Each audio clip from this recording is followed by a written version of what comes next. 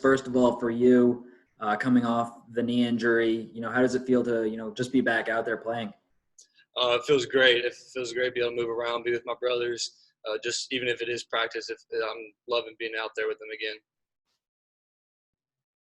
Coming off of that, do you feel any limitations or anything like that, or is it 100% now for you, or I guess how are you feeling with that? I'm doing most of practice. I'm not 100% cleared yet. Obviously, a little over 6.5 months out from surgery, but I'm doing everything in practice. When we put the pads on and when we start tackling, I might be held back a little bit for that, but I'm pretty much going and doing everything else otherwise.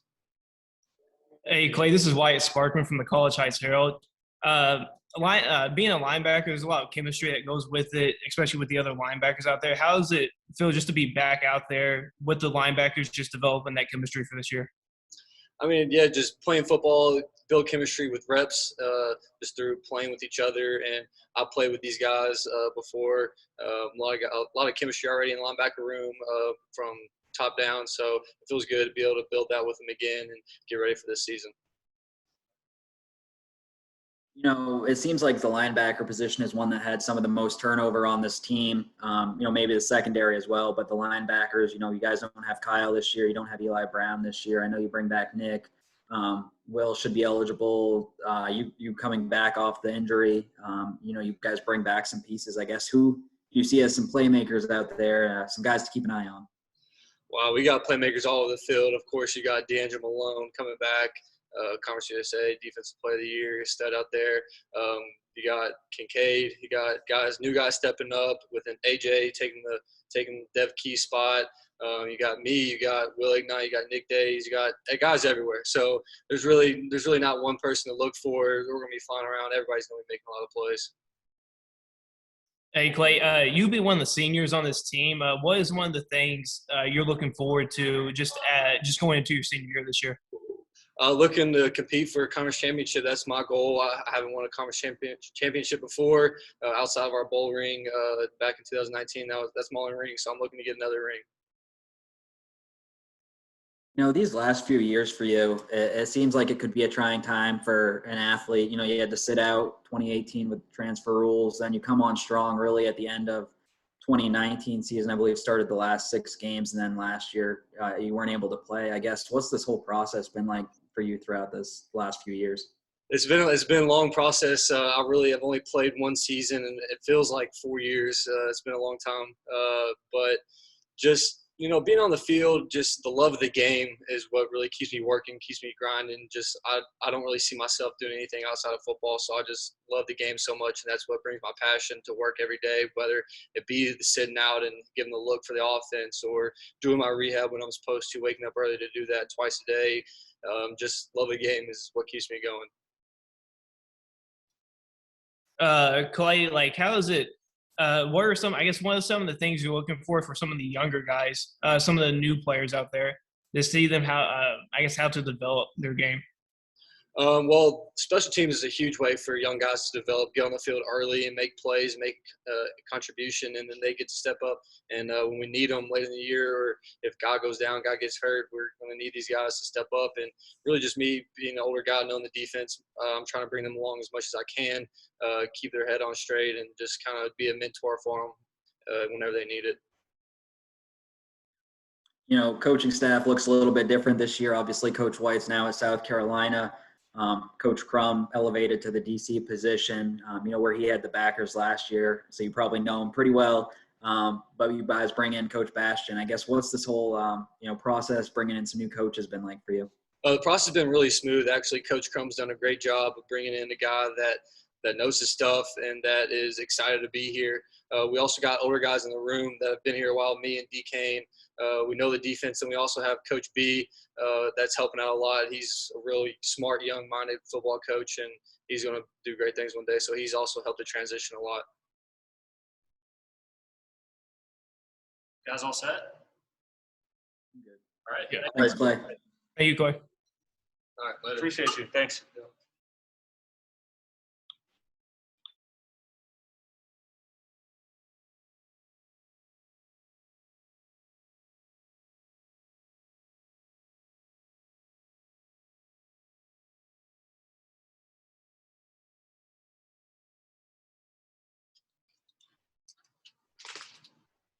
Hey guys, this is Nick Days, linebacker for us. So whenever you guys are ready, start with questions. Hey, Nick. This is Jared MacDonald with the Daily News here in Bowling Green. I guess just to start off, you came on really strong, it seemed, at the end of last year, especially in that bowl game. I think you had 12 tackles. I guess how much did that help you, heading into this offseason and now into the spring? It paid the deal. It was a good thing for me to just get in, gain that experience, come into the team, and spent most of the time trying to develop and just fit in, show I belong, compete. Learn the playbook and get a good grasp of everything. So just me getting that playing time towards the end of the season and around the bowl game and being able to contribute to the team really helped me push my game and move along. Hey, Nick, this is Wyatt Sparkman from the College Heights Herald. This is your second year being in the, I guess, in the defense. How's it? How's like the development and learning the playbook? How's it feel just to have like a year under your belt? It feels good actually. Dudes like KB last year, Eli, dudes who were vets and who I could really learn from. They kind of took me under their wing and they really showed me like how to approach every day, how to approach practice, how to just keep my mind on the swivel, keep everything in front of me, slow things down, read it. They really brought me along, and I give them the credit they deserve for helping me develop as a player and helping me get to where I needed to be. Nick, you mentioned Kyle and Eli. Those are guys that aren't here anymore. You guys have, like you coming back, Clay coming back off that injury. Will's eligible now. You guys bring in some new faces. Last year to this year, how would you, I guess, compare and contrast the linebacker room? I would say last year we had more experience, obviously with the dudes who was in there. Great veterans, great players for us. They did what they had to do, and they showed up every day. And coming into this year, I felt like I used some of that and took some of those things that they taught me and what they did to help my approaching now. And now it's a new group. As you know, new coach. And I feel like now just being with those guys and stuff and seeing what needed to be done and what you should do and what you shouldn't, I feel like it's kind of collectively helped our linebacker group as a whole. Now I feel a lot of competitiveness, a lot of things going good in the room. The room is looking real solid right now. Nick, like you just mentioned, like a lot of the competitiveness in the linebacker group. How does that intensity just drive each of the linebackers just to be better and just to develop their games? I love it. You can really tell that everybody here wants to be great. Everybody in the room wants to be good. Everybody in the room wants to be the best player they can be. So when one guy's showing it every day, everybody's got to bring it every day, and that's just how we do it. There's, like Coach Trump said, it's just a standard you set, and just everybody competing, everybody being the player that they're supposed to be is just helping us as a group. With some turnover on the coaching staff, you guys bring in Coach Bastian just a couple weeks ago. It seems like he just got here. What's your relationship like with him, up to this point and with a couple practices under your belt? Great dude, great coach. Definitely came in. There was no ifs, ands, or buts. We already knew the standard. Coach Crum already set that standard, so it was easy for him to just come in and you guys already know what's supposed to be done, and let's do that, So as a group, it was just smooth transition. With Clay missing a lot of last season or all of last season, how's that chemistry, just building that chemistry with him, been over the last couple of days? It's been great. He's somebody that knows the defense inside and out just as good as coaches on the staff. He's really intelligent. So playing with him and just the cuts from him, it was no drop off. He was just simply getting in there. He knows what to do, what's to be expected, and that's just how we execute. You guys get Will this year. I think there was a lot of hype for him coming in after, spending 3 seasons at Tennessee at a Power 5 program. I believe he got into the bowl game last year, but wasn't eligible for the regular season.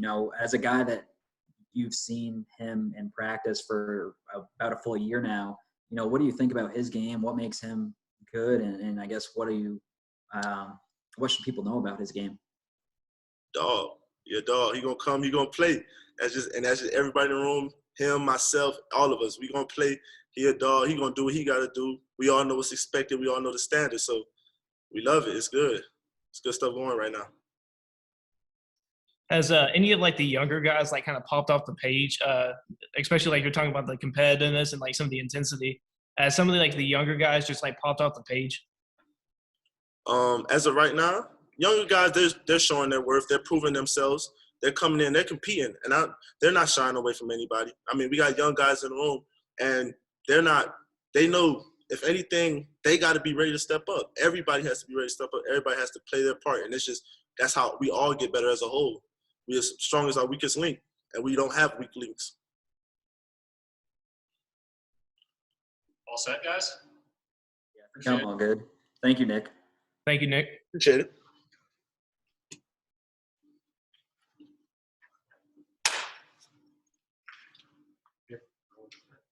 Thanks, Nick. Appreciate you, man. How y'all doing? What's up, man? How are you? Good. You're all set. Go ahead. Questions for Will. Awesome. Hey, Will, this is Jared MacDonald with the Daily News here in Bowling Green. You know, coming into last fall, you weren't eligible right away, but I believe got into that bowl game. You know, how important was it for you to get on the field for, you know, that last bowl game, even if it was maybe a little bit limited snaps, you know, now heading into the offseason and into the spring?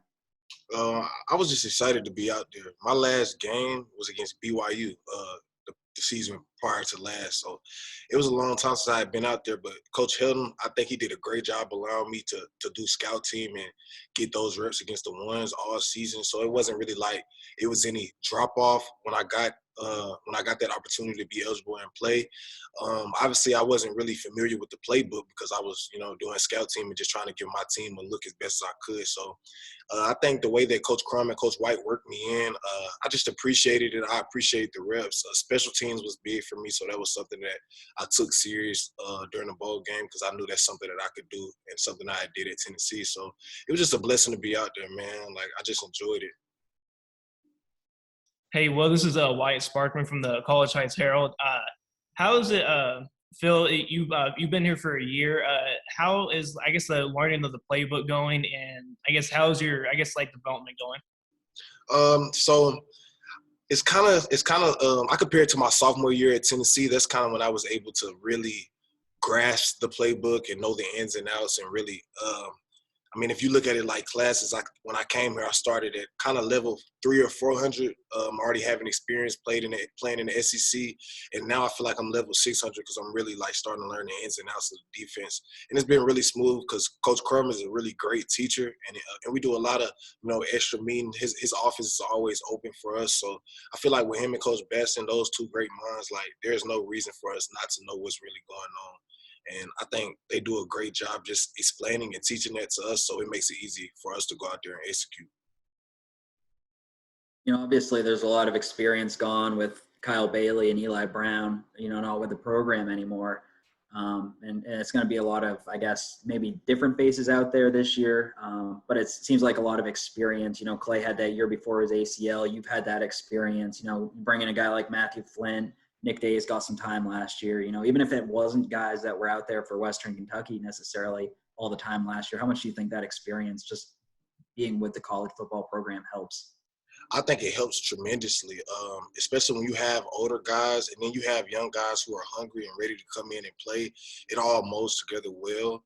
I think those guys like Matt that you named and Nick Days, like I feel like we all prepare like we're starters, and that's what keeps everything fresh. That's what keeps the competition going. That's what makes everybody hungry. And I mean, it's football at the end of the day. You know, God forbid injuries happen. A lot of stuff happen throughout the season, but that's why everybody has to prepare like they're the starter. Everybody has to go out there every day and compete, and that's how we're all making each other better. Nick mentioned a lot of like the competitiveness when we talked to him. Do you feel that out there too, like some of the intensity and the competitiveness from this linebacking core? Oh yeah, every day, and the coaches do a good job with giving us the opportunity to compete with everything we do. I mean, we started competing during OTAs before that, when we were just working out, whether it's tug of war, whether it's anything, like it's always compete. That's one of our mottos. So I think that's a part of our culture here. So when you step on the field, it's definitely a competition because like I'm trying to get this man's spot, he trying to get my spot. But I don't feel like we really look at it like that in the linebacker room. I feel like we look at it as if I'm going hard, I'm making him better. If he's going hard, he's making me better, and we just feed off of each other. I think when you came here, there was, a lot of hype because you were a guy that had spent a few years in the SEC. Obviously, didn't get to see you as much because of the eligibility things last year. And I asked Nick how he would describe your game. He said you're a dog. I guess, how would you describe it for people that are going to be watching you? I think that I'm a very high IQ guy. I'm not really the fastest guy in the world. I'm not the strongest guy in the world, but my knowledge of the game and my football IQ and just watching film, my film study, I feel like that's what separates me from the pack. And I feel like what people are going to see from me is an old school linebacker, more of a downhill kind of guy. But I've implemented some new phases into my game where I can play in space, I can cover running backs, tight ends, and that's really what I've been working on this spring individually. Is just mastering my craft and being able to guard and play against anybody. We know the linebacker is basically the quarterback of the defense. So what have you seen from the other positions on defense that that you've liked so far? I think our D-line and our outside linebackers are really good. Their experience with Juwan and D'Angelo Malone, Jaden Hunter is coming along well. A lot of the guys that have transferred in are coming along well, you know what I'm saying? I feel like our cornerbacks and our safeties, they're doing a good job right now. Kincaid is obviously another vet back there, and he does more communicating than the linebackers most of the time because at the end of the day, the safeties who make the calls, but what makes us good is the fact that the linebackers know everything that's going on. So when you have the safeties making the call and you have the linebackers communicating to the front end as well as the back end, it's good because it allows us all to be on the same page. So I think as a whole, the defensive unit is making drastic changes this spring. Guys all set? Hey, one last question here. Do you so last year was a little bit different due to COVID and all of that, and this year I guess it's kind of gone back to normal just a little bit. Is there kind of a different feel with these spring practices, just the difference between last year and then this year's? Yeah, I think it gives us an opportunity to dig deeper in the playbook and kind of build more of a chemistry. Last year not having a spring ball or spring practices, that kind of hurt us in a way because you know what I'm saying, we're a team that's bringing in a lot of transfers, a lot of young guys. So that chemistry and that spring ball, those practices, those are very important. You know what I'm saying? So I feel like this spring, everybody was excited to get out there, and you can see it because the competition between the defense and the offense and in the position groups individually, they're at a high level. And I feel like we're practicing at a high level, we're competing at a high level, and I'm excited to see the results at the end of this spring.